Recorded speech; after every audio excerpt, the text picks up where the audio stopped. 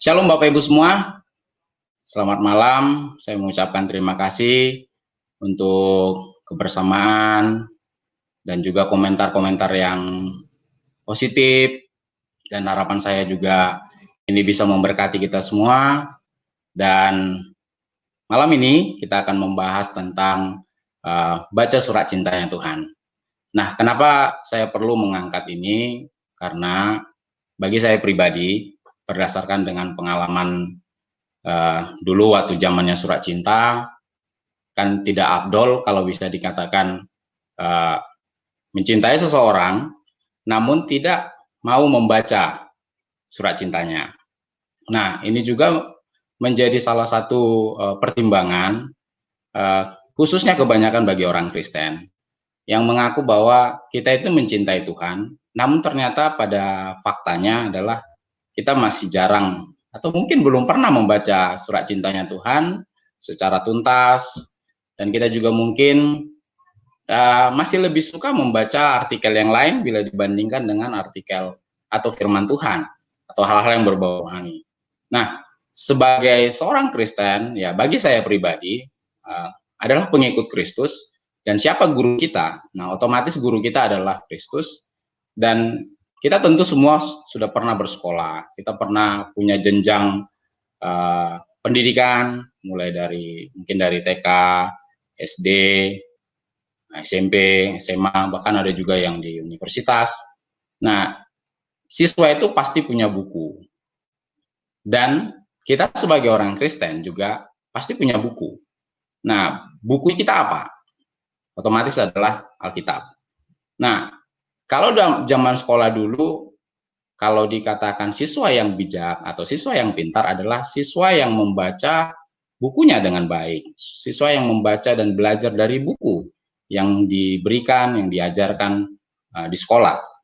Nah, kalau kita tarik ke dalam diri kita sendiri juga, bagaimana menjadi seorang Kristen yang bijaksana dan yang memahami akan isi hati Tuhan, kalau kita sendiri tidak membaca secara lengkap, mulai dari Kejadian sampai Wahyu. Nah, inilah yang mendasari kita Bapak Ibu, mengapa ini perlu diangkat. Karena banyak orang sekarang, khususnya yang saya perhatikan, dan saya berharap juga ini bisa menjadi masukan buat teman-teman yang lain yang khususnya para apologetik, yang belajar apologetik, yang sudah menjadi seorang apologet. Ya, saya setuju kita mempertahankan dan membela. Namun alangkah baiknya sebelum kita melakukan hal itu, kita pastikan dulu kita ini sudah membaca Kejadian sampai Wahyu atau belum. Nah, kan tidak afdol ada seseorang yang mengajari kita, misalnya masih kelas 1 mau mengajari yang kelas 6. Karena bagaimanapun tidak mungkin orang yang kelas 1 bisa langsung ke kelas 6 tanpa melalui tahapan-tahapan. Nah, lulus dulu di kelas 1 baru bisa mengajari yang di bawahnya.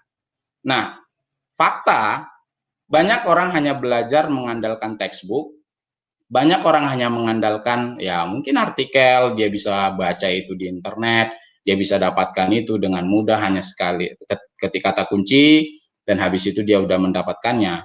Dan ya seolah-olah sudah expert, padahal sebenarnya hanya mengandalkan textbook. Kalau ditanya, sudah baca Kejadian sampai Wahyu belum? Nah, fakta kalau misalnya saya pribadi melihat itu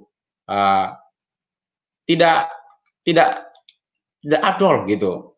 Jadi artinya kita yang mau berdiskusi, misalnya kelas 6 sama kelas 6.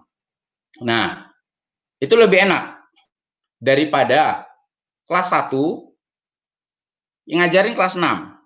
Orang yang belum baca Kejadian sampai Wahyu mau ngajarin orang yang baca Kejadian sampai Wahyu. Orang yang belum baca Alkitab secara utuh mau mengajarin orang yang membaca Alkitab secara utuh. Orang yang mungkin banyak bilang Injil itu begini, Injil itu begini, atau misalnya katakan Yesus itu bukan Tuhan berdasarkan ini. Kalau kita tanya, sudah baca kitab Injil Matius, Markus, Lukas, Yohanes sampai habis atau gimana? Atau mungkin gini, Aku udah belajar kristologi, aku udah belajar tentang Kristus, begini-begini segala macam. Nah, kalau ditanya, sudah baca Matius sampai Wahyu belum? Karena kata Kristus itu ada di Matius sampai di kitab Wahyu. Jadi kan tidak afdol. Kita belajar itu hanya sebagian atau berdasarkan textbook. Nah, ini memotivasi kita agar sebenarnya menghindari perdebatan yang tidak penting. Jadi, saya sangat mengharapkan kepada kita semua di sini, saya setuju, kita bisa belajar kebenaran berdasarkan textbook. Tapi akan jauh lebih baik kalau kita mencoba mendisiplinkan diri, membaca Alkitab, Kejadian sampai Wahyu. Nah, inilah yang memotivasi, yang melatar belakangi kenapa kita mulai channel ini dengan membaca surat cinta. Seperti yang kalau Bapak Ibu sampaikan, yang saya sampaikan dulu, bahwa sebelumnya maksud channel ini bukan hanya sekedar memberikan knowledge, tapi bagaimana untuk kita semua bisa bertumbuh bersama-sama di dalam pengenalan akan Tuhan. Nah, pengenalan itu bisa kita dapat di mana? Di textbooknya kita, yaitu Alkitab. Nah, oleh sebab itu Bapak Ibu, nah inilah yang perlu kita coba memotivasi, dan termasuk orang Kristen itu sebenarnya kalau dilihat dari sisi keenakan ya, artinya teknologi sekarang itu sangat membantu banyak orang, khususnya orang Kristen, untuk mempelajari kitab sucinya. Nah, oleh sebab itulah Bapak Ibu, kita sudah terbantu teknologi, kita juga dibantu oleh penerjemahan.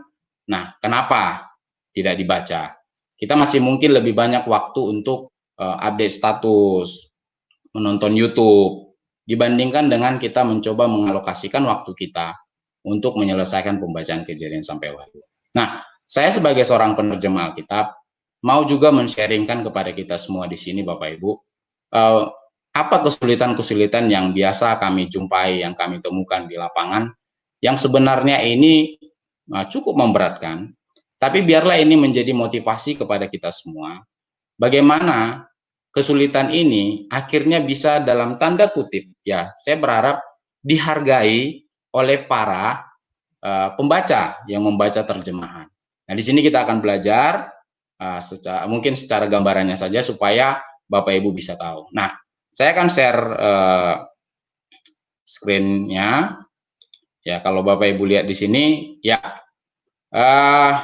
orang Kristen masih malas baca Alkitab ya. Nah, kalau kita misalnya lihat ini, kalau saya kembalikan ke para pembaca semua atau para penonton semua, sudah berapa kali kita baca Kejadian sampai Wahyu? Nah, saya pikir ya mayoritas yang saya jumpain, khususnya orang-orang Kristen, adalah orang yang belum lulus di tahap ini, walaupun ada beberapa, bahkan di kalangan kaum teolog sekalipun. Nah, ini adalah menjadi suatu problem khususnya bagi orang Kristen ya, menurut saya ini opini, bahwasanya bagaimana kita bisa mengajarkan seseorang sementara kita belum disiplin di dalam hal ini. Nah, jadi saya berharap Bapak Ibu ini semua bisa memotivasi kita. Nah, saya katakan bahwa orang Kristen itu sudah terlalu enak. Kenapa terlalu enak? Karena tinggal baca terjemahan sudah dapat. Mau buka ini ada. Mau buka ini bahasanya ada. Mau pakai bahasa Batak ada. Mau pakai bahasa Nias ada. Mau pakai bahasa Jawa ada. Di beberapa bahasa daerah ada. Latar belakang apa kita ada. Sudah enak. Sudah enak. Nah, Islam tidak semudah kita orang Kristen. Akidah saya yang lama tidak semudah kita yang sekarang. Kalau di dalam Islam, untuk mempelajari Quran itu ada tahapan-tahapan yang harus diikutin. Ada tahsin Quran, kita belajar Iqra 1 sampai 6. Nah, kita mulai menghafal tahfiz Quran, kita juga mulai tahfidz Quran. Dan setelah kita belajar di Quran, kita masuk dalam pembelajaran hadis, kita belajar mana yang sahih, mana yang hasan, mana yang dhaif. Nah, penuh. Jadi, kalau kita bandingkan dengan saudara-saudara kita yang dari Islam, sebenarnya orang Kristen itu jauh lebih enak dibandingkan dengan orang kita yang Islam. Nah, saya pikir ini adalah hal nilai positif yang bisa kita ambil dari saudara-saudara kita yang Islam, Bapak Ibu, bahwa kalau saudara-saudara kita bergumul lebih bergumul ya dalam memahami kitab sucinya. Nah, kita yang sudah banyak dibantu, kenapa tidak? Nah, harusnya lebih gitu. Nah, Bapak Ibu tahu kalau saudara-saudara kita yang dari Islam harus membaca kitab suci dalam bahasa Arab. Harus. Nah, kita kan tidak. Kita masih mengandalkan terjemahan. Dan mudah. Tinggal buka, lihat, sudah. Walaupun di Quran ada terjemahan, tapi tetap acuannya adalah ke bahasa aslinya, itu bahasa Arab. Nah, coba seandainya kalau orang Kristen diajarin baca yang seperti ini. Nah, saya percaya banyak orang yang akan kewalahan. Ya kan? Kenapa? Baca bahasa Indonesia aja belum lulus. Apalagi disuruh baca yang seperti ini. Nah, coba kalau misalnya dikasih bahasa yang begini. Nah, Anda tahu, pasti banyak orang Kristen akan kewalahan. Nah, kalau kita lihat, kita bandingkan dengan saudara-saudara kita yang dari Islam, mereka wajib bahasa Arab, mereka wajib bahasa asli. Nah, kita orang Kristen tidak wajib. Kita harus menguasai bahasa Ibrani, Yunani, Aramik, nggak perlu. Kenapa? Sudah ada terjemahan. Nah, kan sudah terbantu. Banyak orang Kristen sudah terbantu, Bapak Ibu. Nah, oleh sebab itulah kenapa menurut saya ini penting supaya kita bisa tahu bahwa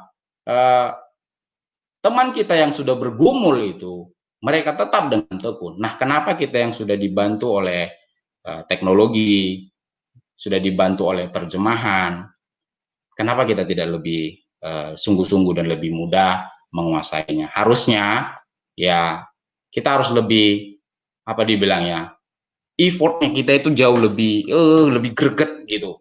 Kenapa? Kita sudah banyak dibantu. Dari sisi banyak hal kita sudah banyak dibantu. Nah, Anda tidak diharapkan untuk menjadi seorang penerjemah. Nah, saya sekarang mau coba memberitahu Bapak Ibu, penerjemahan itu tidak mudah. Bapak Ibu bisa bayangkan bahasa yang ada ribuan tahun yang lalu, itu kita terjemahkan ke dalam bahasa yang sekarang. Banyak kosakata, banyak mindset, banyak budaya, gap-nya itu terlalu jauh. Dan ini yang membuat para penerjemah harus berdoa dengan sungguh-sungguh meminta bagaimana menjembatani antara budaya kuno dengan budaya yang sekarang. Bagaimana menjembatani antara bahasa yang dipakai dulu dengan bahasa yang dipakai sekarang. Dan kita tahu bahwa bahasa itu berkembang dari zaman ke zaman, dari masa ke masa. Nggak usah jauh. Mungkin di tahun 80 kita tidak ada pernah mendengar selfie. Ya. Nah, selfie kan adanya di zaman teknologi sekarang ini. Nah, dulu mungkin tahun 50-an, tahun 60-an tidak ada kata itu. Nah, bertambah, vocabulary bertambah dari waktu ke waktu mengalami perubahan. Nah, penerjemah itu harus berjuang bagaimana untuk menjembatani apa konsep yang ada di zaman Alkitab untuk dimasukkan ke dalam zaman yang sekarang. Nah, itu adalah sebuah pergumulan berat bagi seorang penerjemah. Jadi, misalnya gini nih, saya kasih contoh.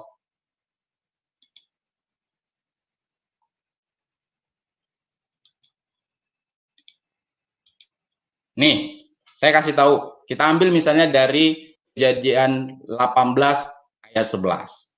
Nah, Abraham besarah zekinim baim bayamim hadal lehior lesarah orah kanashim. Kalau Bapak Ibu lihat, orah kanashim itu artinya adalah kebiasaan perempuan. Nah, kalau misalnya saya terjemahkan ayat ini, Abraham dan Sarah itu sudah jadi tua, itu bahasa singkatnya aja, bahasa simpelnya, dan sudah lewat kebiasaan perempuan pada Sarah. Nah, kalau misalnya kita terjemahkan sudah lewat kebiasaan perempuan pada Sarah, zaman sekarang ini kebiasaan perempuan sangat banyak, Bapak Ibu. Mungkin berkata, ya itu bisa shopping, atau bisa masak, bisa rawat anak, dan segala macam. Dan artinya akhirnya tidak lagi sesuai dengan konsep yang dipahami oleh para penulis Alkitab pada waktu itu. Nah, kalau kita terjemahkan yang sekarang kita tarik, yang sekarang kita aplikasikan yang dulu, artinya udah salah. Harus yang dulu kita tarik ke sekarang, baru itu benar. Nah, kalau kita terjemahkan kebiasaan perempuan, itu salah. Kenapa? Bisa multitafsir. Oh, pembelajaran perempuan sekarang banyak, Pak. Ada yang bekerja, ada yang begini. Nah, di zaman itu kata kebiasaan perempuan itu identik dengan menstruasi, haid, mengandung. Nah, kalau misalnya diterjemahkan, Abraham dan Sarah sudah menjadi tua dan Sarah sudah mati haid. Nah, Bapak Ibu pasti akan paham. Kenapa? Oh, mati haid berarti sudah tua. Tapi kalau kita terjemahkan, Abraham dan Sarah sudah menjadi tua dan sudah lewat kebiasaan perempuan pada Sarah, kita bingung. Apa artinya? Nah, ini adalah salah satu contoh bagaimana menerjemahkan kata ini untuk masuk ke dalam konteksnya yang sekarang. Ini adalah salah satu pergumulan penerjemahan, Bapak Ibu. Nah, makanya oleh sebab itu saya sangat mengharapkan bahwa yuk kita sudah sangat terbantu sekali dengan terjemahan ini. Kenapa kita tidak mencoba untuk kita sudah sangat terbantu dengan penerjemahan. Ya, bacalah Alkitab. Ya. Nah, saya kasih lagi contoh lain kesulitan kami sebagai seorang penerjemah. Contoh ya, saya kasih contoh seperti ini. Nah ini cerita tentang Daud yang dikejar oleh Absalom anaknya di dalam 2 Samuel 16 ayat 11. Perhatikan di situ Beni Asaryatsa Mimmeai. Beni artinya adalah putra, anak. Asaryatsa adalah yang keluar. Mimmeai adalah kantong benih laki-laki. Nah, coba kalau misalnya saya artikan selalu caranya begini, anak yang keluar dari kantong benihku. Orang langsung berpikir, Daud itu kan laki-laki, apa mungkin anak bisa keluar dari laki-laki? Kan tidak mungkin, gitu loh. Nah, tapi coba kalau kita terjemahkan anak kandungku. Nah, zaman sekarang pasti udah kenal. Oh iya benar, anak kandung. Nah, gitu dia Bapak Ibu. Jadi menjembatani antara teks kuno dengan teks sekarang itu sangat berbeda Bapak Ibu. Jadi itulah yang harus membuat kita lebih, aduh, harusnya kami bersyukur ya. Sudah enak-enak diterjemahkan.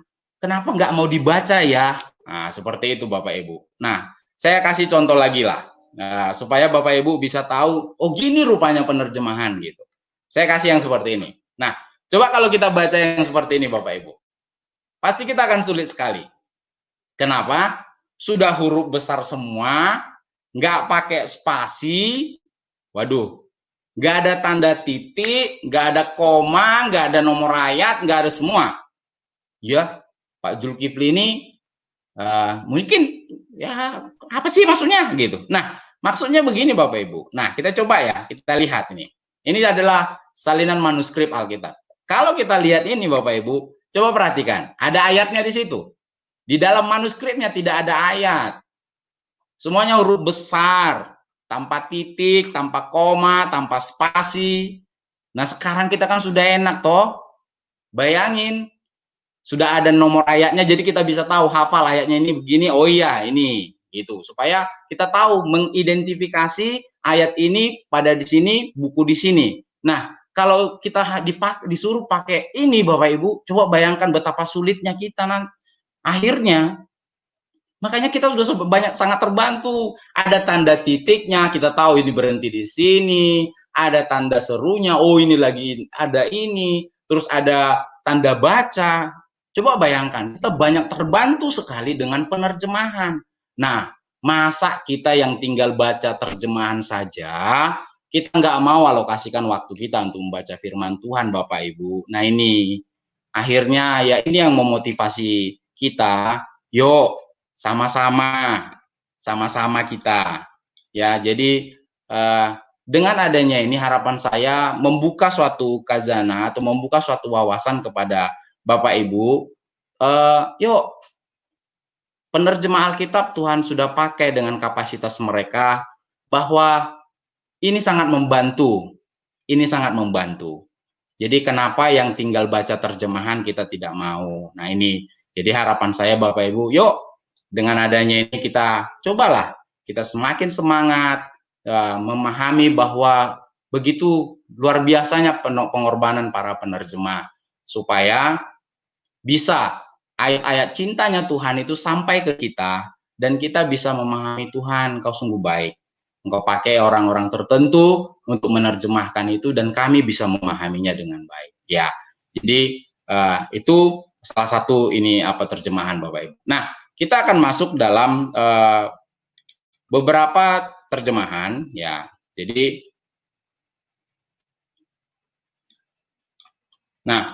di sini saya munculkan ada jenis terjemahan. Jadi Bapak Ibu saya harapkan bisa terbantu dengan memperhatikan terjemahan ini ya. Kalau Bapak Ibu perhatikan di sini, itu penerjemahan itu ada 4 jenis Bapak Ibu. 4 jenis terjemahan. Terjemahan yang pertama namanya adalah terjemahan interlinear. Terjemahan yang kedua itu adalah terjemahan harfiah. Dan terjemahan yang ketiga adalah terjemahan berdasarkan arti. Dan terjemahan yang keempat adalah terjemahan bebas atau parafrase. Nah, Pak Jul, kenapa banyak sekali terjemahan? Nah, karena tidak ada satu terjemahan Alkitab pun yang bisa sempurna 100% perfect seperti teks sumbernya Bapak Ibu. Ini adalah gap yang sangat tidak bisa dihindari dari bahasa asli ke dalam bahasa Indonesia contohnya sebagai bahasa tujuan. Loh, ini kan bisa berbeda karena metodenya berbeda. Nah, di sini saya coba membantu Bapak Ibu semua supaya memahami versi Alkitab yang Anda pegang itu posisinya di mana. Ya, kalau misalnya Anda punya terjemahan baru Lembaga Alkitab Indonesia, Anda lihat dari sini bahwa itu adalah terjemahan harfiah. Nah, kalau Anda punya NIV, berarti dia posisinya di tengah-tengah. Jadi, setengah harfiah, setengah berdasarkan arti. Nah, kalau di rumah Anda punya bahasa Indonesia sehari-hari atau bahasa Indonesia masa kini keluaran Lembaga Alkitab Indonesia, Anda sudah tahu itu terjemahan berdasarkan arti. Nah, kalau misalnya Anda punya firman Allah yang hidup di rumah, berarti Anda tahu ini adalah terjemahan bebas atau parafrase. Jadi dengan begitu Anda bisa tahu posisinya di mana. Jadi ketika ada muncul perbedaan, NIV ngomongnya begini, King James ngomongnya begini. Nah, itu berdasarkan metode penerjemahan yang berbeda. Tapi teksnya itu diharapkan sama ya. Jadi kita tidak melihat dari sisi ini kok beda, tapi kita bisa lihat dari metode penerjemahannya. Nah ini kadang juga yang saya lihat ada beberapa teman-teman kita yang dari Islam mengatakan bahwa itu banyak kali terjemahan gitu. Nah, Bapak Ibu perlu tahu bahwa di dalam Quran juga banyak jenis terjemahan. Terjemahan dalam bahasa Inggris misalnya, ada versi Pictol, ada Yusuf Ali, ya, ada Asad, ada Sahih Internasional, ada beberapa versi. Kenapa? Karena teks dari Arab itu kalau diterjemahkan bulat-bulat ke dalam bahasa Inggris itu memiliki gap. Hal yang sama juga terjadi Bapak Ibu. Teks Ibrani, teks Yunani, teks Aramik, ketika kita terjemahkan langsung bulat-bulat ke dalam bahasa Indonesia, itu ada gap vocabulary yang sedikit butuh penjelasan yang lebih itu Bapak Ibu. Jadi dengan ini kita bisa tahu oh posisinya di sini gitu. Ini akan membantu kita. Nah, saya sebagai seorang penerjemah Alkitab mengharapkan Bapak Ibu memiliki minimal dua jenis terjemahan, yaitu terjemahan harfiah dan terjemahan berdasarkan arti. Minimal supaya pemahaman kita bisa lebih baik. Jadi misalnya Bapak Ibu punya TB, terjemahan baru Lembaga Alkitab Indonesia, Anda juga punya bahasa Indonesia masa kini atau bahasa Indonesia sehari-hari. Itu akan sangat menolong pemahaman kita karena dua hal ini ibarat dua kaki. Jadi akan memudah kita mempelajari lebih. Karena kalau TB dia terlalu harfiah, nah kalau BIMK dia berdasarkan arti. Dan kita bisa tahu, oh kira-kira ini artinya begitu. Itu akan sangat mendukung. Ingat, tidak ada terjemahan yang perfect. Nah ini yang kadang membuat salah satu polemik atau sumber masalah bagi kita di lapangan, khususnya pada saat kita berinteraksi. Dan saya perhatikan, kenapa? Kebanyakan kita hanya mengandalkan terjemahan. Sementara terjemahan itu tidak 100% perfect seperti teks aslinya. Itulah pentingnya kita harus merujuk kepada teks asli. Kenapa? Vocabulary di dalam teks Indonesia itu belum bisa mengakomodir seluruh vocabulary yang ada di dalam teks Yunani, di dalam Aramik, maupun di dalam Ibrani. Nah, ini adalah satu yang harus kita pahami. Itu pentingnya kita memiliki ada bantuan terjemahan satu lagi, yaitu terjemahan berdasarkan arti. Di Indonesia ada BIMK, Bahasa Indonesia Masa Kini, dan ada Bahasa Indonesia Sehari-hari. Ya, dulu namanya Bahasa Indonesia Sehari-hari, sekarang namanya Bahasa Indonesia Masa Kini. Dan ada juga terjemahan sederhana Indonesia yang dikeluarkan oleh Lembaga Alkitab Bahasa Kita, Albata. Nah, kita bisa pakai itu untuk memperdalam pemahaman kita lebih tentang Alkitab dan apa maksud daripada teks ini misalnya. Misalnya kita baca di TB, ada yang membingungkan. Yuk, kita pakai yang diterjemahan berdasarkan arti. Dengan begitu kita bisa lebih paham artinya, Bapak Ibu. Jadi mungkin itu adalah gambaran bagi kita. Jadi kita harus tahu membedakan mana dia yang menjadi salinan Alkitab aslinya dan mana dia yang menjadi terjemahan. Jadi Bapak Ibu bisa lihat di sini. Jadi kita harus bedakan mana dia terjemahan, mana dia salinan Alkitab. Jadi mungkin banyak di antara kita itu kan Alkitab kan nggak bisa ditambahi dan dikurangi ayatnya, Pak. Benar, saya setuju. Kenapa? Teks salinannya yang nggak bisa ditambahi, Bapak Ibu. Terjemahannya boleh. Kenapa? Itulah makanya ada revisi penerjemahan. Ya, bukan hanya kita saja yang mengalami revisi terjemahan, saudara-saudara kita yang dari Islam juga Al-Qur'annya mengalami revisi terjemahan. Jadi tidak usah berkecil hati mengatakan wah kita kenapa? Itu adalah terjemahan Bapak Ibu, bukan salinan teks aslinya, bukan salinan teksnya. Jadi itu membuka pemahaman kita bahwa bukan terjemahan itu yang nggak bisa ditambah dan dikurangi, tapi salinannya yang langsung ditulis dan dikopi oleh para penulis Alkitab itu yang nggak bisa ditambahi dan nggak bisa dikurangi, tapi terjemahannya boleh. Kenapa? Vocabulary dari tahun ke tahun, dari masa ke masa itu mengalami perubahan. Dan saudara-saudara kita yang dari Islam juga mengalami hal yang sama. Kitab suci mereka juga mengalami revisi. Dan jadi jangan berkecil hati ketika ada bilang, oh Alkitab itu direvisi, berarti begini-begini. Oh tidak, kenapa? Karena kita tidak tahu, karena kita tidak paham. Jadi dengan begitu Bapak Ibu, ini akan memudahkan kita memahami bahwa inilah sebenarnya aslinya gitu Bapak Ibu ya. Jadi itu adalah pemaparan singkat dari ya saya. Jadi harapan kita adalah kita bisa saling interaksi. Kalau misalnya mau interaksi, saya undang untuk masuk ke dalam ini dan kita bisa mencoba berdiskusi secara baik. Jadi mungkin harapan saya begitu Bapak Ibu. Jadi kita udah tahu tadi bahwa wujud cinta kita kepada Tuhan adalah kita harus membaca Kejadian sampai Wahyu, dan harapannya kita juga bisa menyelesaikannya dengan baik. Nah, Bapak Ibu juga sudah belajar seperti itu rupanya penerjemahan.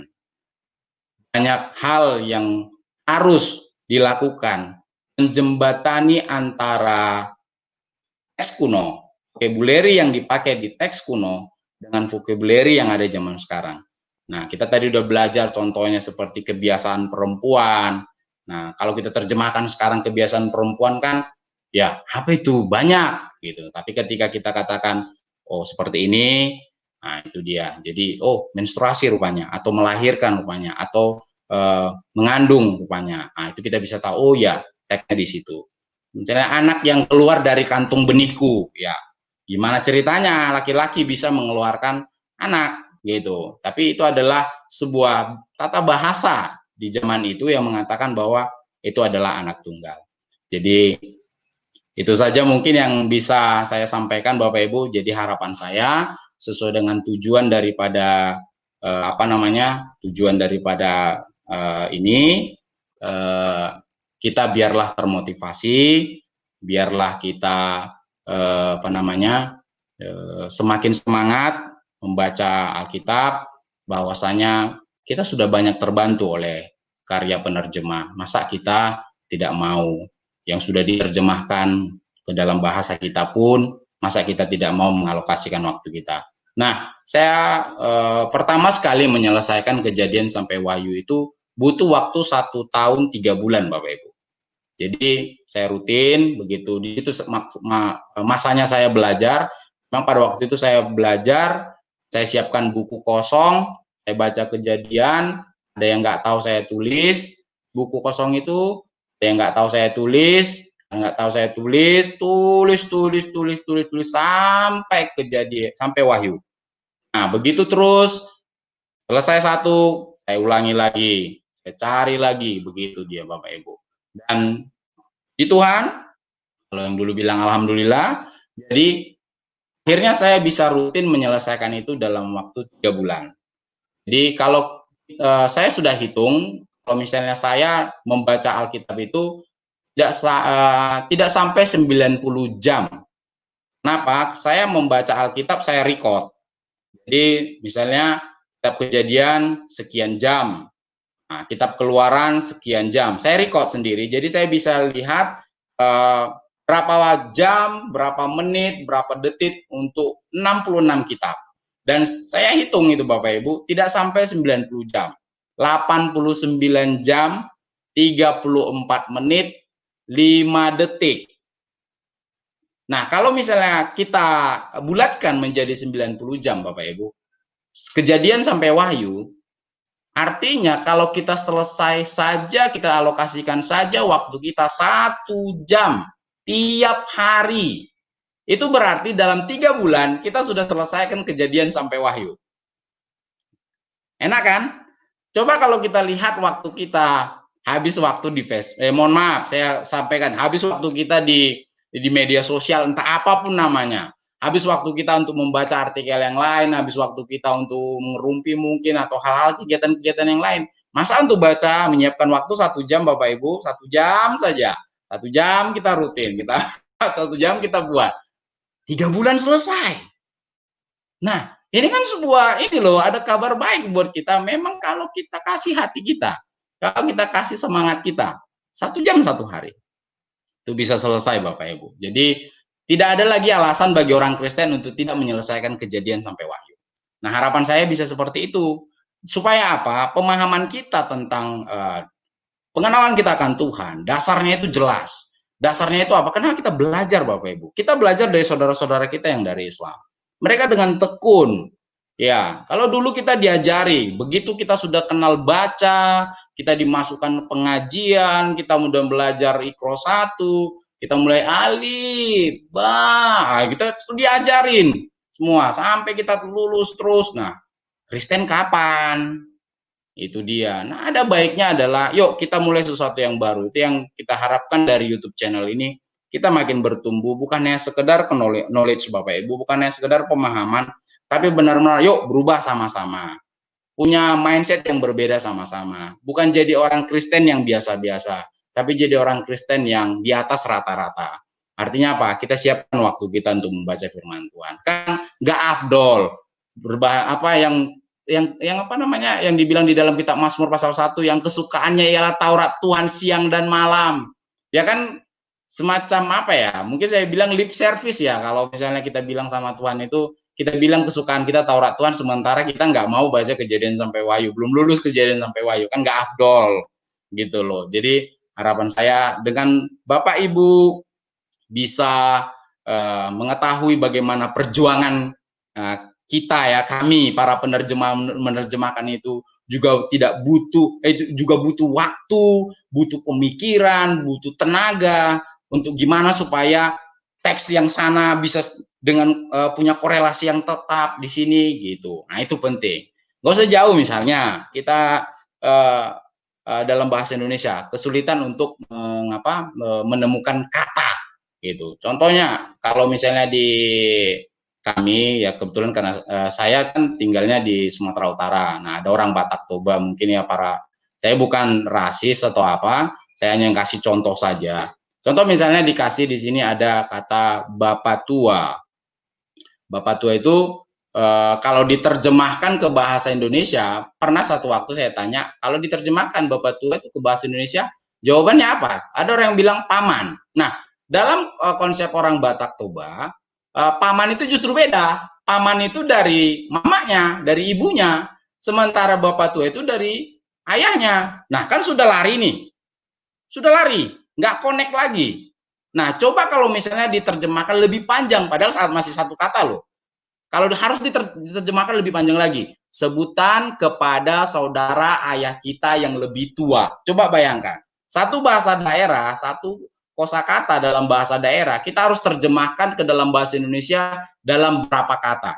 Nah, saya percaya di bahasa-bahasa daerah yang lain juga pasti mengalami hal yang sama. Satu kata dalam bahasa daerah itu bisa butuh berapa kata dalam bahasa Indonesia.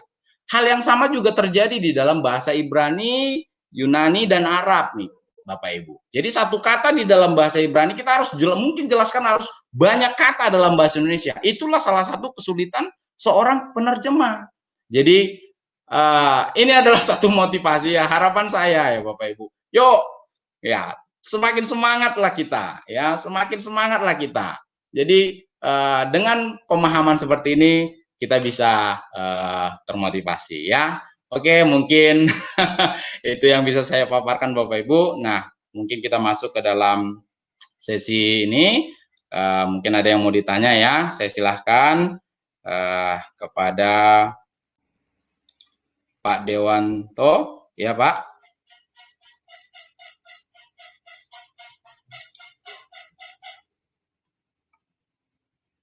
Ya silakan Pak Dewanto. Halo Pak. Oh, halo, ya maaf. Ya, selamat malam Pak Dewanto. Selamat malam, maaf saya baru masuk di link Oh itu. Ya, silakan Pak. Iya, belum ada pertanyaan, maaf. Oh ya, oke ya, mari Pak, mari. Ya, terima kasih. Sama-sama Pak. Ya, mungkin ada juga yang bisa bertanya dari sisi komen juga boleh. Sebentar saya lihat dulu komennya. Ya. Nah, saya lihat nih, mohon maaf teman-teman, ada yang nyebut nama-nama gini, mana ini. Ya, saya pribadi adalah tipe bukan orang yang mau debat kusir ya. Artinya untuk apa kita menang debat kalau juga tidak memberi impact atau hasil yang nyata sebagai seorang murid Kristus. Nah, mungkin masing-masing orang berbeda ya Bapak Ibu ya. Dan saya menghargai cara teman-teman yang lain yang dalam berapologet ya. Kalau kita lihat banyak orang yang sampai emosi, sampai memaki-maki, sampai mengatakan kata-kata ini, saya malah memikirkan bahwa oke, mungkin kita bisa menang dalam debat, tapi apakah kita bisa menimbulkan suatu hubungan relasi yang baik setelah kita berdebat? Dan saya pikir tidak, malah makin banyak, makin ada jurang yang pemisah yang sangat besar antara kita mungkin yang menang dengan yang kalah. Dan biasanya yang kalah ini nggak mau kalah lagi, dia akan coba cari terus, dan ini tidak akan selesai Bapak Ibu. Nah, jauh lebih baik yuk kita bicara dan diskusi dengan baik-baik. Nah, kita misalnya bicara tentang Injil, tanya dulu, ya udah baca Injil belum? Jangan sampai kita yang belum baca Injil tapi merasa tahu Injil. Nah, ini kan nggak afdol Bapak Ibu. Seperti yang saya katakan tadi, kelas 1 SD mau ngajarin materinya ke kelas 6.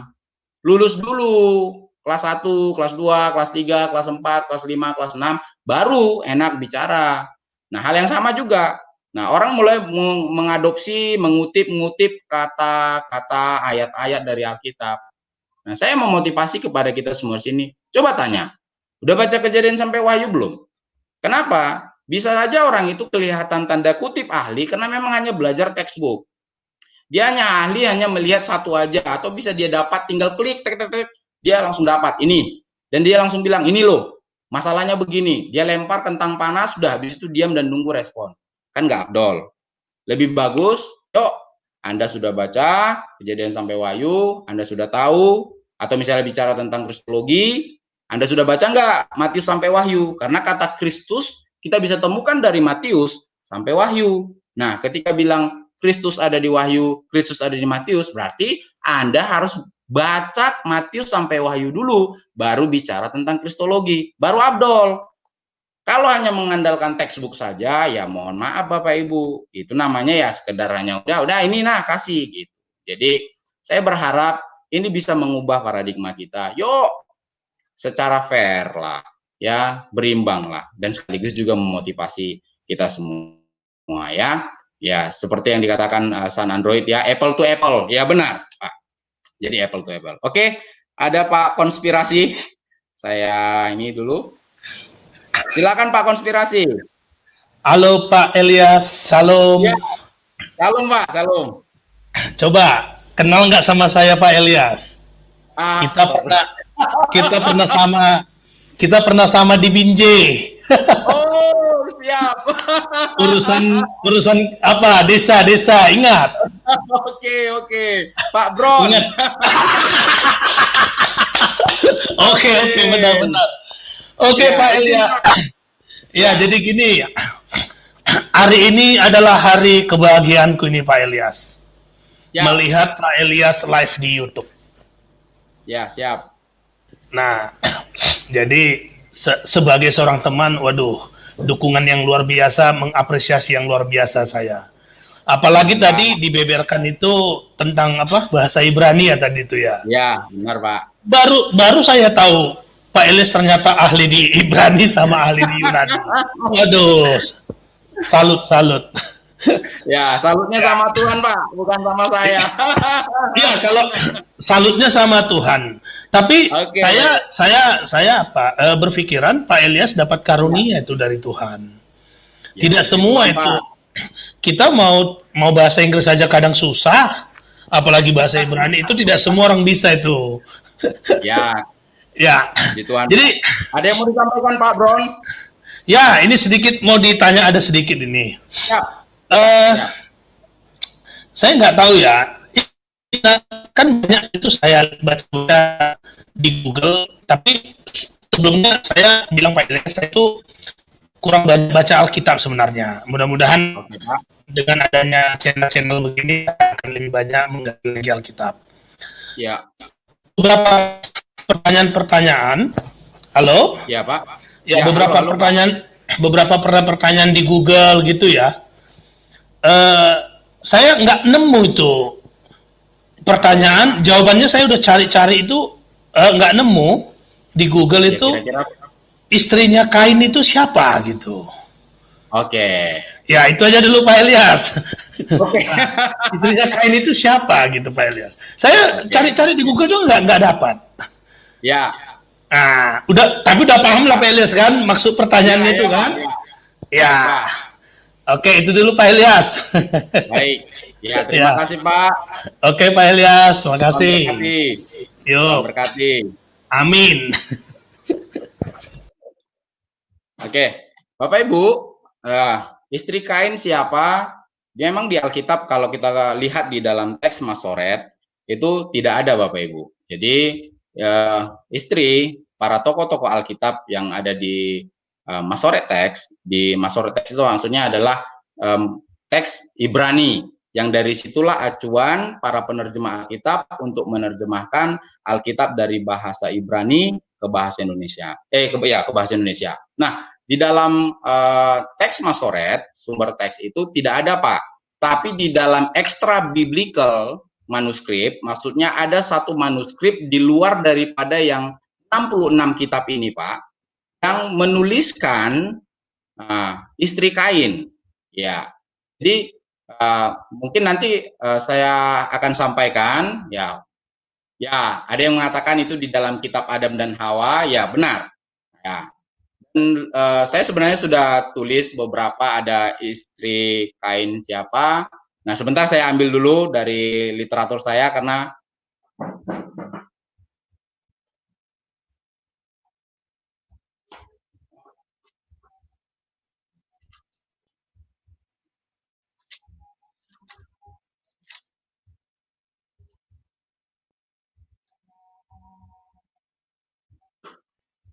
ya, istri Kain itu Pak, namanya Awan.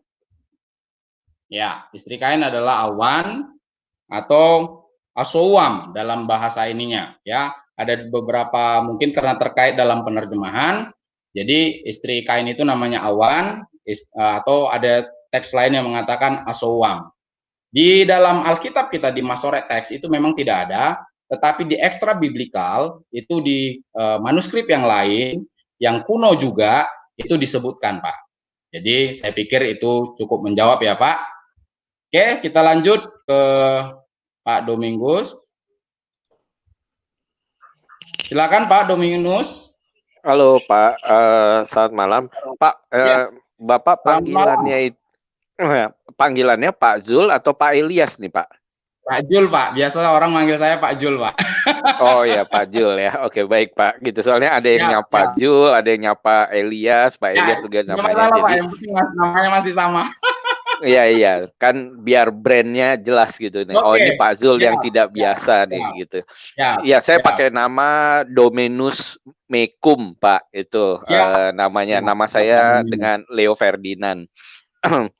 Ya Pak, gini kan Bapak udah pernah baca dua-duanya Pak ya. Dua-dua dalam arti kata gini, Bapak baca Quran sampai selesai dan Bapak juga baca Alkitab sampai selesai.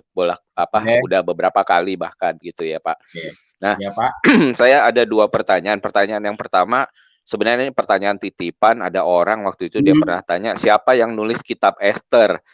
Saya cek-cek, saya cari-cari, jawabannya adalah tidak diketahui siapa yang menulis kitab Esther. Jadi barangkali Bapak tahu gitu ya. Kalau dari saya googling sih nggak ketemu siapa yang menulis kitab Esther, itu yang pertama. Terus pertanyaan saya yang kedua sebenarnya yang lebih penting adalah begini Pak.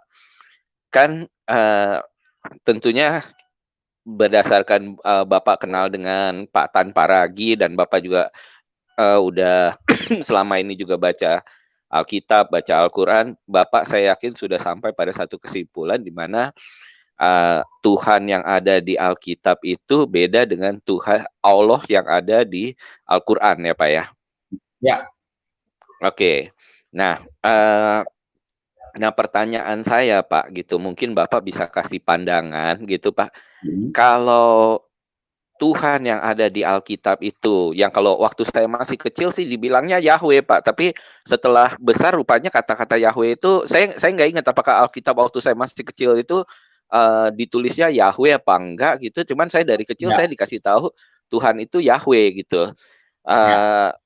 Tapi sekarang ya rasanya orang udah nggak terlalu umum lagi, maksudnya sampai beberapa waktu sempat nggak ngeh gitu ya bahwa Tuhan itu namanya Yahweh, tapi sekarang udah mulai ngeh lagi.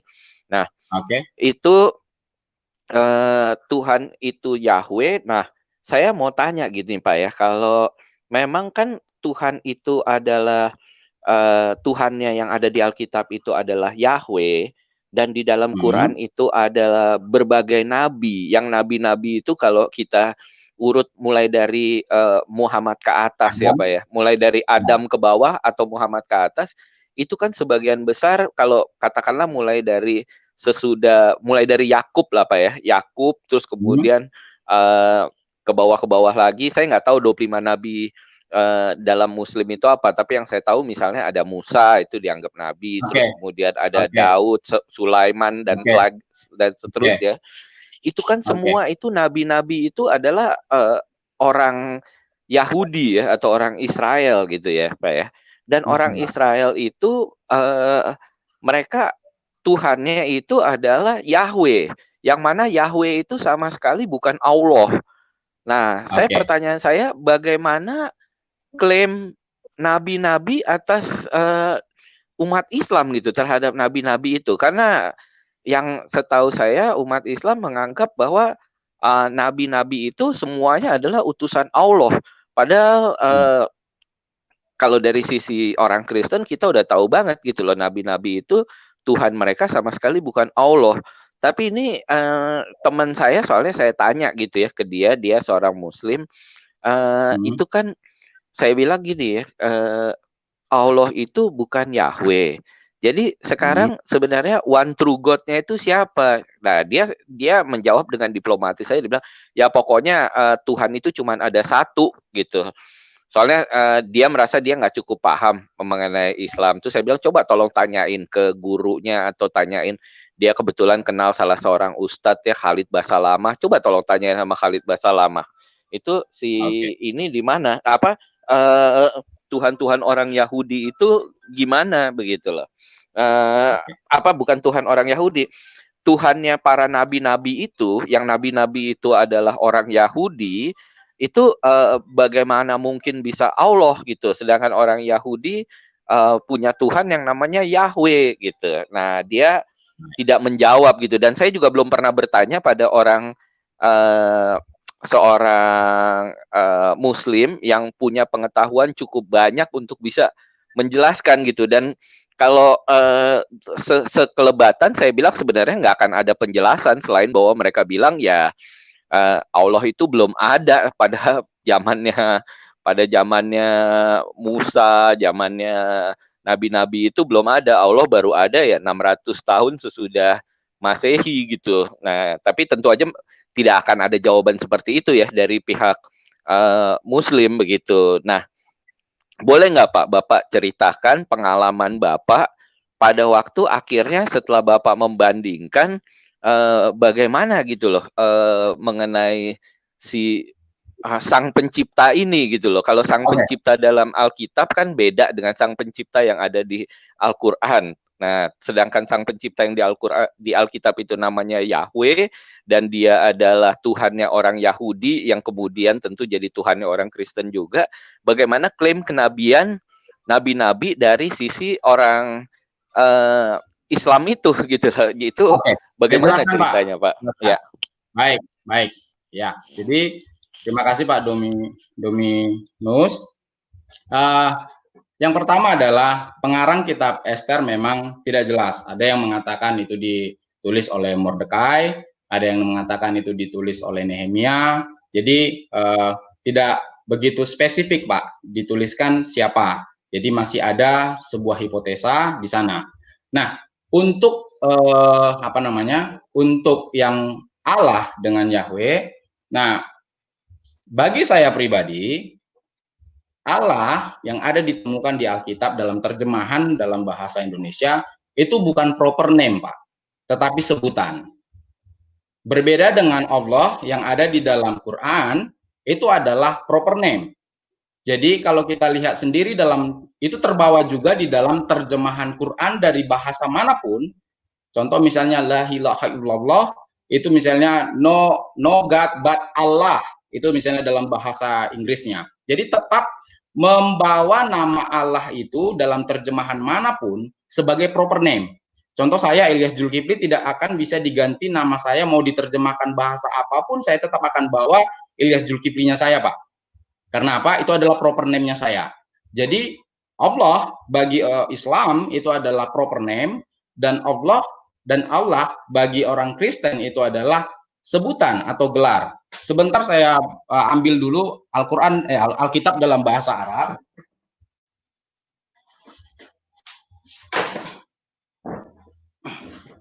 Kalau Bapak Ibu sayang sekali ininya tidak terlalu jelas. Jadi dalam Alkitab bahasa Arab, Pak, kalau di dalam Kejadian pasal 1, di sini tulisannya adalah Allah, Pak. Bapak sayang sekali karena apanya tidak apa. Di sini ada Allah. Jadi Allah bagi Kristen Arab itu adalah sebuah sebutan menunjukkan kepada sesembahan atau sesuatu yang ilahi, bukan proper name. Jadi mengenai Yahweh, saya pribadi sendiri malah jarang menyebut Yahweh, Pak. Jadi saya pun tidak bisa berasumsi bahwa namanya Yahweh karena memang dalam teksnya adalah Yod-Heh-Wo-He. Jadi saya tidak bisa itu Yahweh atau apa, makanya saya mengikutkan apa yang selalu diucapkan oleh orang Israel ketika ketemu Tetragrammaton, selalu mengatakan itu Adonai atau Hashem. Jadi terserahlah, mungkin ada beberapa pandangan-pandangan menggunakan Yahweh, tapi bagi saya itu selalu lebih suka menggunakan Adonai dibandingkan dengan Yahweh, Pak. Jadi saya harap itu bisa menjawab bahwa di dalam Kristen Allah itu adalah sebagai sebutan untuk sembahan. Sesembahan menunjukkan Tuhan atau sesuatu yang ilahi, bukan nama, bukan proper name. Tetapi kalau di Islam adalah Allah itu adalah proper name. mau diterjemahkan ke dalam bahasa apapun, nama itu akan tetap dipakai, Pak. Nah, seperti yang sudah saya tunjukkan di dalam Alkitab dalam bahasa Arab ini, bahwa menggunakan kata Allah, Pak, untuk menyebutkan Tuhan. Jadi kalau dalam bahasa ini pada mulanya, misalnya pada mulanya Allah menciptakan langit dan bumi, jadi bahasa Indonesia. Nah, hal yang sama juga di dalam Alkitab bahasa Arab, mereka juga menggunakan Allah, tapi bukan sebagai proper name, tetapi sebagai sebutan, Pak. Ya, jadi saya harap itu bisa membantu ya kita untuk mencerahkan pemahaman kita bahwa ya ini hal yang sama juga terjadi di Kristen Arab, di Alkitab bahasa Arab juga Allah dituliskan, tapi bukan menunjuk kepada proper name, Pak. Ya, oke. Saya pikir itu saja, Pak, mengenai itu. Mungkin next time mungkin kita lanjut. Saya buka lagi, kita tidak terasa tinggal 5 menit lagi. Ya udah, kita pertanyaan terakhir. Jadi mohon maaf untuk teman-teman Bapak Ibu semua yang ini ya. Oke, saya buka untuk The Truth. Silakan Pak, Ibu mungkin. Halo. Oke, kita ini dulu. Saya ke pujian penyembahan, silakan. Iya, shalom Pak, selamat malam. Iya, Pak. Shalom Pak, shalom. Pak, ini saya sebenarnya memang tadi mau nyentil terkait penggunaan nama Allah di Perjanjian Lama di Alkitab. Tapi silakan. Kebetulan tadi sebelum saya sudah nanyakan, yang menjadi pertanyaan saya sebenarnya begini Pak, ini kan penggunaan nama Allah di Perjanjian Lama ini kan sebenarnya jadi polemik juga. Selain dari teman-teman Muslim kita yang mengklaim bahwa nama Allah itu adalah milik mereka, di kalangan gereja pun sebenarnya kan menjadi masalah kan Pak. Katanya yang penggunaan nama Allah itu kan tidak sesuai dengan terjemahan di bahasa Ibrani yang YHWH begitu. Nah, yang jadi pertanyaan saya, kalau memang YHWH, kenapa Alkitab terjemahan lain harus menggunakan Allah begitu Pak, harus menggunakan nama Allah. Kenapa dari awal mulanya tidak langsung menggunakan seperti yang Bapak tadi bilang nama Adonai kah atau nama YHWH kah? Kenapa harus menggunakan nama Allah begitu Pak? Oke. Yang nerjemahinnya memang apa yang nerjemahinnya memang dulunya adalah orang Arab atau gimana gitu? Oke. Pak. Ya, kasih, Pak. Baik Pak. Jadi terima kasih Pak pujian penyembahan. Jadi saya pikir yang lebih punya otoritas untuk menjawab ini adalah dari Lembaga Alkitab Indonesia-nya sendiri, Pak. Karena beliau-beliau yang di sana itu yang menerjemahkan, bukan saya. Kan tidak afdol saya yang menjelaskan terjemahan karya para penerjemah yang ada di Lembaga Alkitab Indonesia, Pak. Jadi mungkin ya kita berdoa ya insya Allah nanti suatu saat Bapak bisa berkunjung ke Lembaga Alkitab Indonesia dan langsung tanyakan saja lebih baik dibandingkan saya yang menjelaskan, karena memang bukan kapasitas saya Pak untuk menjelaskan hasil terjemahan dari pendahulu-pendahulu saya yang penerjemah. Jadi adakah ada orang di dalam yang berkontribusi sehingga ada penulisan kata Allah itu, nah saya pikir akan lebih baik Pak pihak LAI, Lembaga Alkitab Indonesia yang menjawabnya dibandingkan dengan saya. Begitu kira-kira Pak. Ya, oke, Bapak Ibu semua, sepertinya waktu hampir habis. Jadi mungkin saya tutup dulu dan tunggu insya Allah ya, semoga di waktu-waktu yang akan datang. Oh ya, maksud insya Allah di sini bukan ini ya Bapak Ibu. Kita harus tahu artinya itu adalah jika Tuhan mengizinkan, dan itu sesuai dengan kitab Yakobus ya. Jadi jika Tuhan mengizinkan gitu. Jadi ketika saya katakan insya Allah itu bukan pikir yang lain-lain, tapi itu adalah Alkitabiah sesuai dengan yang kita pelajari juga di Alkitab bahwa jika Tuhan mengizinkan. Nah, kalau mengizinkan di video-video selanjutnya ya semoga kita bisa sharing, kita bisa sama-sama bertumbuh, kita bisa sama-sama belajar dan sama-sama ya meningkat kemampuan, meningkat cara pembelajaran kita, meningkat semangat kita, meningkat rasa ingin mengetahui firman Tuhan lebih dalam, meningkat motivasi kita. Nah, kita sudah belajar nih, bagaimana kesulitan-kesulitan para penerjemah, bagaimana mereka menerjemahkan dari yang bahasa asli ke dalam bahasa tujuan sekarang. Tidak mudah. Nah, kita yang sudah dibantu, kita yang dipermudah oleh teknologi, kita yang sudah mau kita bahasa apa juga bisa, kenapa kita tidak mau membaca? Jadi, poin malam ini adalah, ayo sama-sama kita meningkatkan semangat kita dengan dorongan dan kekuatan Roh Kudus, dan kita semua bisa bertumbuh di dalam pengenalan akan Tuhan yang benar. Ya, ada yang mengatakan, Pak, kalau bisa 2 jam gitu ya. Ya, saya sebenarnya rindu, tapi ya mengingat juga kita banyak hal yang harus dikerjakan juga, dan semoga ya nggak apa-apa, di next time kita akan bisa sampaikan. Terima kasih banyak Bapak Ibu semua. Semoga apa yang kita pelajari hari ini semuanya bermanfaat, dan satu tujuannya adalah supaya Kristus dipermuliakan, bukan untuk kemuliaan kita, bukan untuk kebanggaan kita, tapi semuanya untuk Tuhan. Dan biarlah nama Tuhan dipermuliakan dari Sabang sampai Merauke, dan mungkin ada juga dari berbagai mancanegara yang memperhatikan di sini, dan Tuhan ditinggikan. Terima kasih, sampai ketemu di dalam video selanjutnya. God bless you.